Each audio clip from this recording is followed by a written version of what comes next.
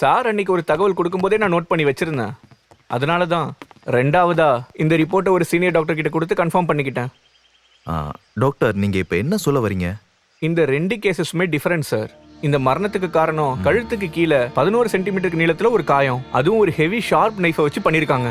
அதுவும் மறுபடியும் ஆராய்ச்சி பார்த்த சம்பாவோட மரணத்துல இந்த அளவுக்கு சிமிலாரிட்டிஸ் நான் பார்க்கல.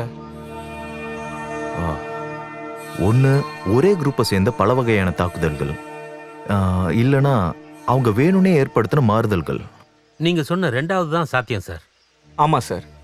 முதல்ல செத்துப்போன புரோகிதரும் ரெண்டாவதா செத்துப்போன விவசாய கழுத்துல இருந்த அந்த வெட்டுக்காயமும் சேம். அதை தவிர இது எல்லாத்தையும் கனெக்ட் பண்ற வேற எதையும் நான் பார்க்கல. என்ன இருந்தாலும் ஓகே, தேங்க்யூ டாக்டர். ஓகே, ஏதாவது ஹெல்ப் வேணும்னா இதே மாதிரி அன்அஃபிஷியல் மீட்டிங்கா இருக்கும் நமக்கு.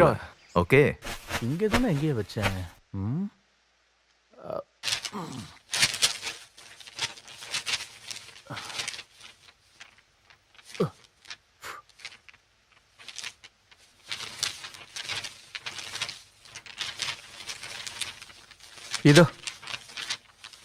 இது அந்த நக்சல் தாக்குதலோட செய்தி பேப்பர்ல வந்தது.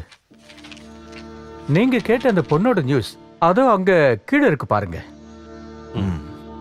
அன்னைக்கு அது ஒரு சென்சேஷன் சொல்ல முடியாது. பேப்பர்ல அது பெருசாவும் வரவும் இல்லை. அப்புறம் சாட்சியும் கிடையாது, தடயமும் கிடையாது. கேஸ வாபஸ் வாங்கணும்னு போய் சொன்னா. அப்போ உருப்படாத ஒரு கேஸுக்கு தான் அன்னைக்கு நீங்க வக்காலத்து வாங்குனீங்களா? இல்ல போலீஸ். அப்பெல்லாம் இந்த மாதிரி இமிடியேட் மருத்துவ பரிசோதனையும் சோசியல் மீடியாவும் நியூஸ் வெளியாகிறதும் கம்மி. அப்போ அவங்க பணம் கொடுத்து இந்த கேஸ மூடிட்டாங்க. அப்போ சரி, நல்லது.